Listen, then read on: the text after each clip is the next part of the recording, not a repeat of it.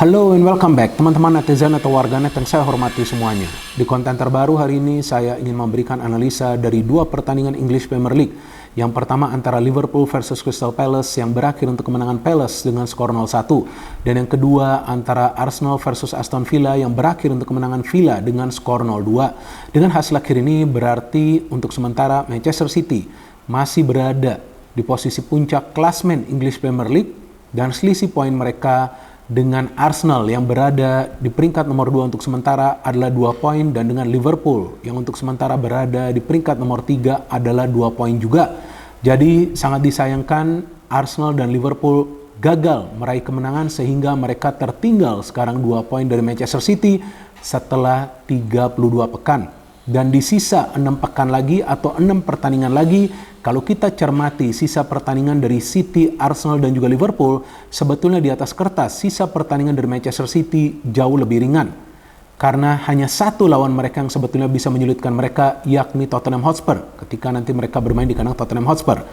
Sedangkan bagi Arsenal dan Liverpool, mereka masih harus berhadapan lawan Manchester United dan juga Tottenham away ya, itu Arsenal, dan Liverpool masih harus berhadapan lawan Aston Villa away dan juga lawan Everton away.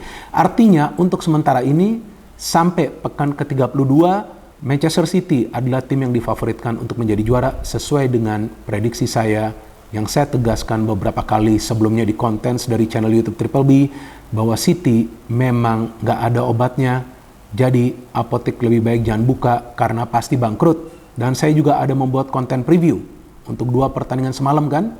Yang pertama konten preview untuk pertandingan antara Liverpool versus Palace. Yang saya juga memberikan prediksi saya bahwa Liverpool punya peluang yang besar untuk meraih kemenangan dengan persentase 60% bagi Liverpool dan 40% bagi Palace. Bahkan saya juga mengatakan bahwa kemungkinan Liverpool akan bisa menang dengan selisih 2 gol. Ternyata kalah. Dan juga tumpul, tidak bisa mencetak satupun gol. Tapi untuk pertandingan antara Arsenal versus Villa, saya memberikan prediksi persentase 50-50 dan saya juga mengatakan dan menegaskan bahwa kemungkinan akan ada kejutan di pertandingan ini. Dan ternyata betul kan teman-teman, Aston Villa bisa menang dengan mencetak 2 gol di kandang Arsenal dan juga para pemain Arsenal tidak bisa mencetak satupun gol. Padahal seperti yang kita pahami, selain Manchester City, Arsenal adalah salah satu tim produktif di English Premier League musim ini. Dan juga saya kaget bahwa Arsenal kemasukan 2 gol di kandang mereka sendiri. Karena sebelum pertandingan ini kita tahu bahwa Arsenal punya lini pertahanan yang kejam karena sulit sekali bagi para pemain tim lawan untuk membobol gawang dari David Raya. Dan bisa saja Aston Villa menang dengan jumlah gol yang lebih banyak lagi.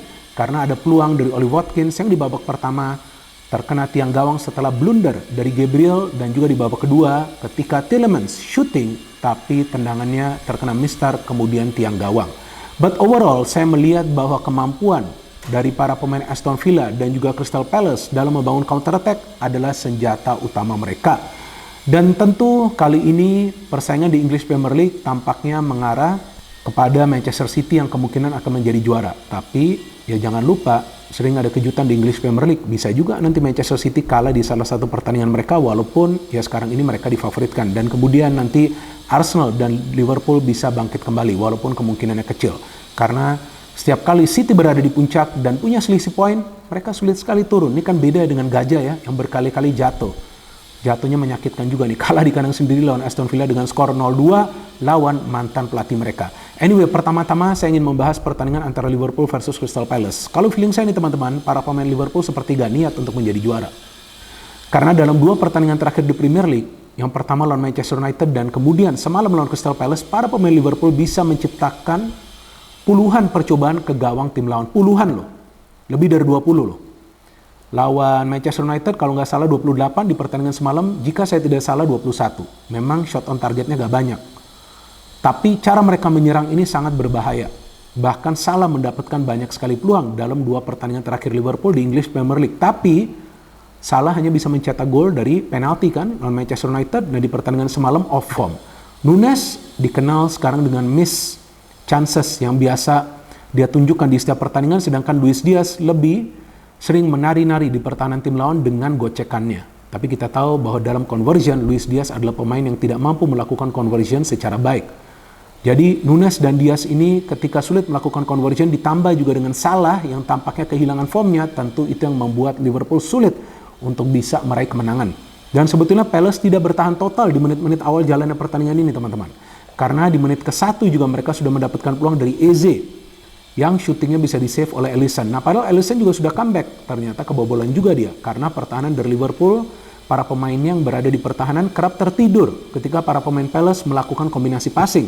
Dan Palace juga seharusnya bisa menang dengan jumlah gol yang lebih banyak karena ada peluang dari Mateta di babak pertama yang dia sudah melakukan shooting dan bola tampaknya akan bergulir melewati garis tapi bisa di-clear atau dihalau oleh Robertson. Dan kemudian di babak kedua juga Mateta mendapatkan peluang dari jarak dekat tapi bisa di-save oleh Alisson. Namun saya melihat para pemain Palace sangat percaya diri, mereka bermain dengan high pressing, mereka membuat para pemain Liverpool panik ketika mereka coba untuk membangun serangan dari area pertahanan mereka sendiri, sehingga di menit-menit awal jalannya pertandingan para pemain Liverpool sulit sekali menciptakan peluang.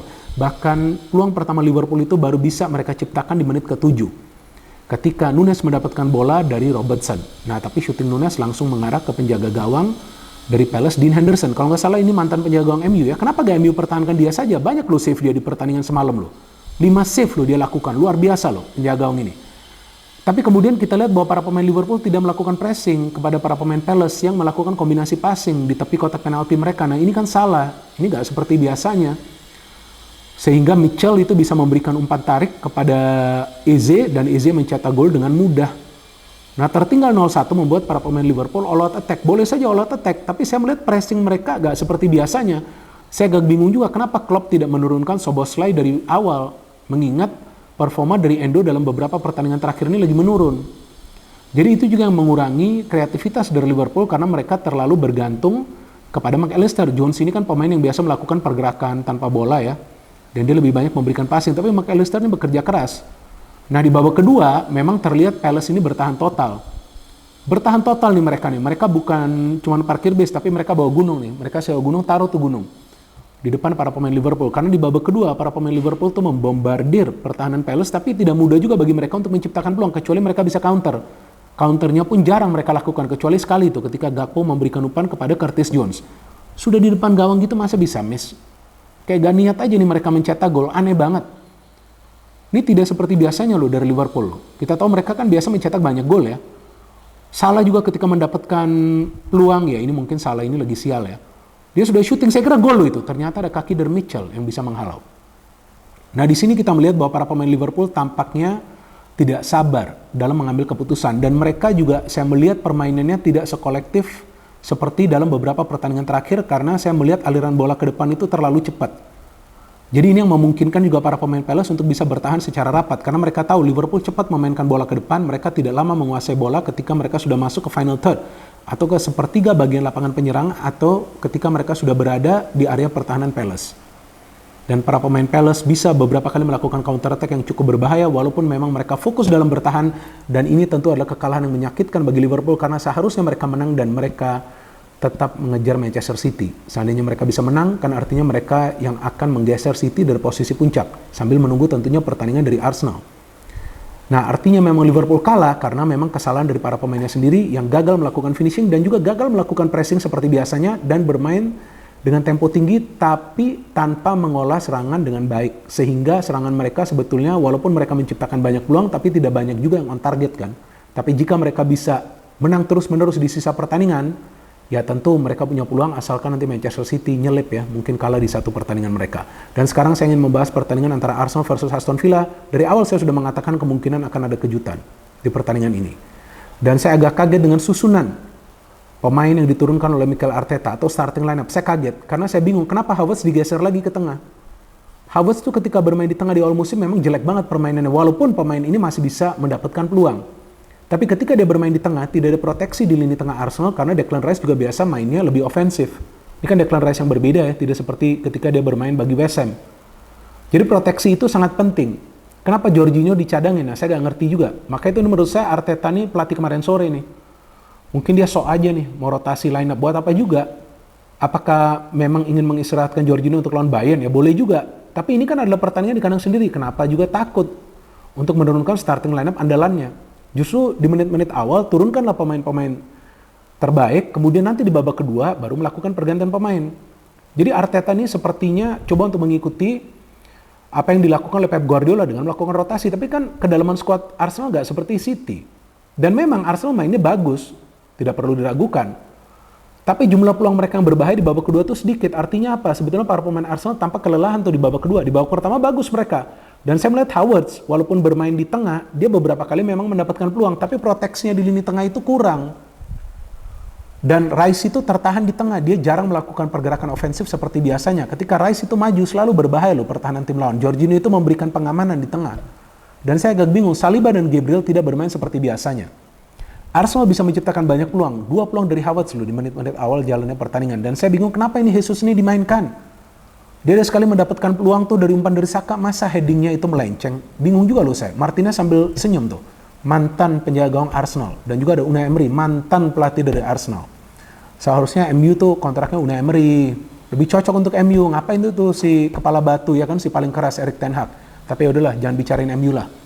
Malas juga bicarain MU, mainnya boring ya. Arsenal mainnya bagus, tapi ya memang para pemain Arsenal tampak di tengah kekurangan daya pressing, dan juga di belakang terlihat koordinasinya tidak begitu rapi.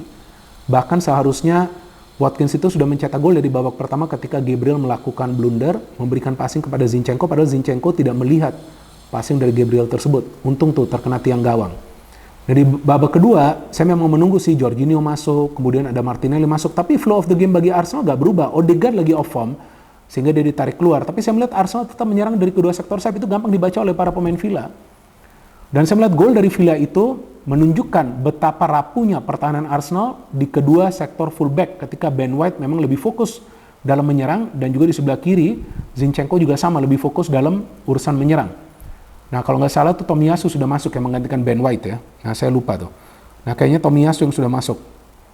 Ini saya lihat dulu nih, kalau nggak nanti kalian akan protes. Pokoknya saya lihat tuh di sebelah kanan tuh kosong tuh. Nah Tomiyasu yang sudah masuk menggantikan Ben White kan. Tapi Tomiyasu ini out of position.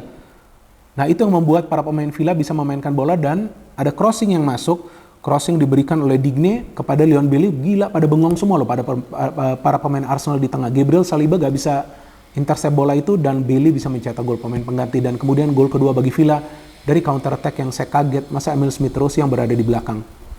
Ya enak saja bagi Watkins untuk mencetak gol ke-19-nya musim ini. Gila gak? Dia terpaut 1 gol loh dari Erling Haaland yang telah mencetak 20 gol. Jadi kalau menurut saya teman-teman, Arsenal layak kalah karena mereka tidak bermain seperti biasanya. Mereka bermain dengan tempo tinggi di babak pertama, tapi di babak kedua mereka tampak lemas. Bahkan hanya 1 peluang di babak kedua dari Gabriel Jesus. Dan Liverpool kalah karena memang para pemain mereka gak niat sepertinya ya, begitu banyak peluang tapi gagal mencetak gol. Dan tentu ini memberikan keuntungan bagi City, tapi saya berharap nanti akan ada kejutan lagi di next match dari English Premier League. Mungkin City kalah dan Arsenal kemudian Liverpool menang, sehingga persaingan untuk menjadi juara di English Premier League musim ini jauh lebih seru. Sebelum saya menutup, saya ingin berterima kasih kepada teman-teman yang mendukung kemajuan dari channel YouTube Bola Bung Binder, karena hingga hari ini berkat dukungan teman-teman, total subscribers dari Bola Bung Binder telah melewati 864.000. Luar biasa dukungan yang teman-teman berikan, dan saya harapkan dukungan dari teman-teman akan tetap konsisten. Dan seperti biasa, saya akan selalu memberikan analisa secara logis, pakai akal sehat, dan tentunya fair alias netral. Maka itu seperti yang saya selalu ingatkan, Triple B bukan saja singkatan dari Bola Bung Binder, tapi juga artinya Binder bukan bazar. No hate, no politics, only football. Salam sepak bola. Kenapa saya cepat-cepat ngomongnya? Karena habis ini saya harus berangkat, saya mau siaran Liga 1. Thanks for watching.